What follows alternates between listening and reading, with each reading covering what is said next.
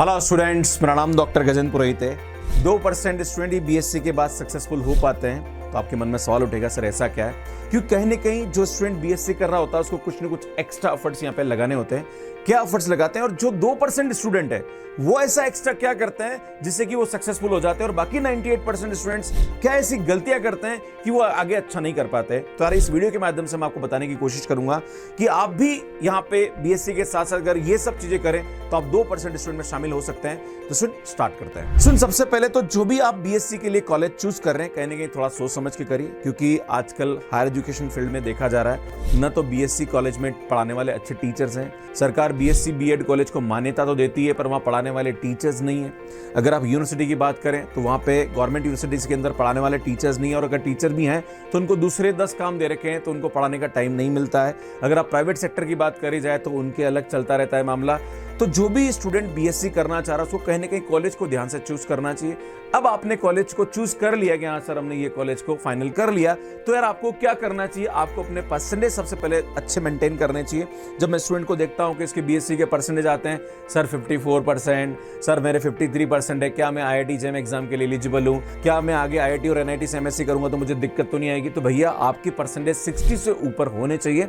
कहीं ना कहीं 60% से ऊपर होंगे तो आपको आगे दिक्कत आने वाली नहीं। तो सेकेंड पॉइंट ये कि जो भी स्टूडेंट 2% में होते हैं उनका कहने की परसेंटेज जो होता है वो 60% से ऊपर होता है। नेक्स्ट, अगर आप बीएससी कर रहे हैं और आप किसी कॉम्पिटिटिव एग्जाम की तैयारी करना चाह रहे हैं या जो भी आप करना चाह रहे हैं, भैया आपको सेकेंड ईयर में फाइनल करना पड़ेगा आपको ग्रेजुएशन के बाद क्या करना है। मैं जब देखता हूं आईआईटी जेईई एग्जाम के बारे में मुझे बड़ा दुख महसूस होता है। 2000 सीटें आईआईटी और एनआईटी के अंदर मास्टर्स की एमएससी मैथमेटिक्स के लिए, यार बच्चे लगभग 14,000 एग्जाम देते हैं ऑल ओवर इंडिया में। भैया आपको पता है लगभग 25 से 26 लाख बच्चे इस भारत के अंदर बीएससी कर रहे हैं अलग अलग कॉलेजेस में। 25 से 26 लाख, और अगर आप बीटेक वालों को मिला लो तो लगभग 50 लाख बच्चे। भैया आप देख लो, सिर्फ 14,000 बच्चों को यह पता है कि आईआईटी जेईई एग्जाम कुछ होता है मास्टर्स के लिए। इसे ही गेट की बात करी जाए 8,000 बच्चे मैथमेटिक्स के साथ गेट एग्जाम देते हैं। आप देख लीजिए क्या अवेयरनेस है। ऐसे ही फिजिक्स में होता है, ऐसे ही केमिस्ट्री में होता है। पता ही नहीं बच्चों को, और अगर पता भी है तो डरता है, यार एग्जाम बहुत टफ होगा, मेरे से तो नहीं हो सकता है। ना तो बीएससी सेकेंड ईयर वाला बच्चा आईआईटी जेईई एग्जाम की तैयारी करता है, ना यूपीएससी को टारगेट करता है, ना वो बैंक की तैयारी प्रॉपर तरीके से करता है, ना एसएससी की तैयारी करता है। मतलब कुछ नहीं है, बस देखेंगे बीएससी के बाद सोचेंगे हमें क्या करना। भैया बहुत दुखद है। अगर आप बीएससी कर रहे हैं तो आपको सेकेंड ईयर में डिसाइड करना पड़ेगा कि भैया आपको आईआईटी जेईई करके आईआईटी से एमएससी करना है, या एसएससी की तैयारी करनी है, या बैंक की तैयारी करनी है, या रेलवे की तैयारी करनी है, या फिर यूपीएससी की तैयारी करनी है, या और कुछ और करना है। भैया जो भी करना है सेकेंड ईयर से डिसाइड करो और चालू कर दे। तो थर्ड पॉइंट यहाँ पे है कि भैया डिसाइड करिए कि आपको करना क्या, और वो भी सेकेंड ईयर से। बात करेंगे बीएससी वाले स्टूडेंट का एक सबसे बड़ा चैलेंज होता है, भैया सिर्फ आपके पास डिग्री होती है, आपके पास प्रोफेशनल स्किल्स नहीं होती है।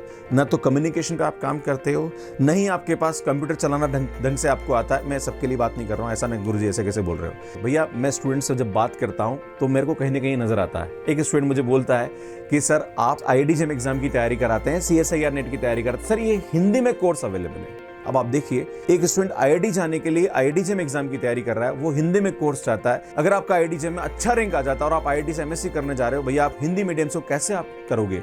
कहीं ना कहीं आपके लिए चैलेंजेस है, तो आपको कहीं ना कहीं इंग्लिश पे काम करना पड़ेगा।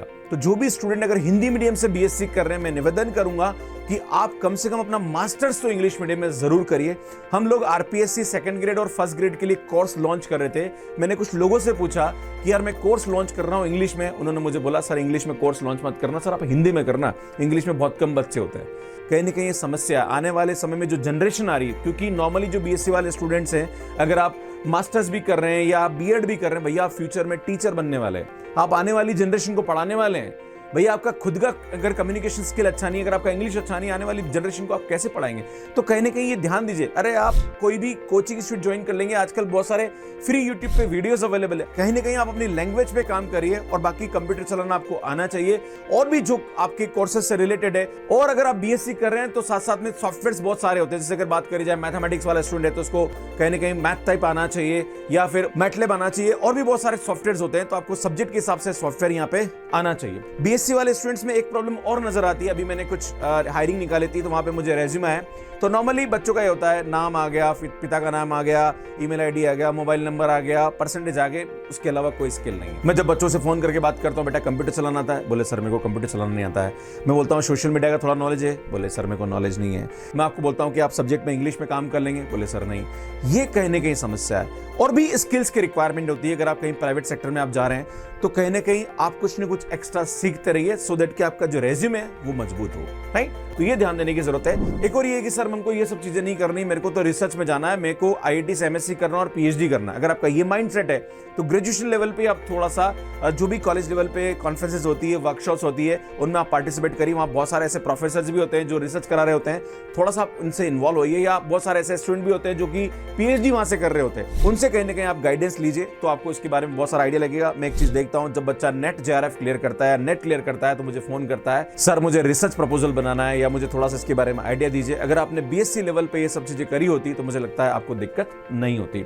सो नेक्स्ट यहाँ पे पर्सनल प्रोजेक्ट, कॉलेज लेवल पे जो भी लैब्स होती है उनमें आप पार्टिसिपेट करिए। और टीचर्स कोई प्रोजेक्ट आपको करा रहा है, तो आप ईमानदारी से करिए, आपको बहुत कुछ यहाँ पे सीखने को मिलेगा।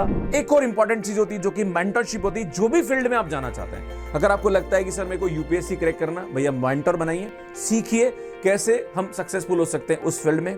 अगर आपको लगता है कि सर मेरे को आईआईटी जेम एग्जाम क्रैक करना, मेरे को आईआईटी से एमएससी करना, भैया जो उस फील्ड में अच्छा कर रहे हैं या जिन्होंने आईआईटी से एमएससी करी, उनसे आप थोड़ा सा सीखिए। या टीचर्स बहुत सारे ऐसे अवेलेबल है, उनसे आप सीखिए। कहीं ना कहीं जिस फील्ड में आप जाना चाहते हैं, उस फील्ड में एक मेंटर जरूर बनाइए और उससे टाइम टू टाइम गाइडेंस लेते रहिए। वो कहीं ना कहीं आपको फ्यूचर के लिए हेल्प करेगा। ये जितने भी पॉइंट्स मैंने आपको बताया, अगर आप ये सब पॉइंट को फॉलो करते हैं, तो भैया आप भी इन 2% स्टूडेंट्स में आ सकते हैं। मैं चाहता हूं ये 2% कभी न कभी फ्यूचर में 10% में इंक्रीज हो, ऐसी मैं कामना करता हूं। तो मैं आप सभी से निवेदन करता हूं कि ये सब चीजें आप जरूर ध्यान दीजिएगा।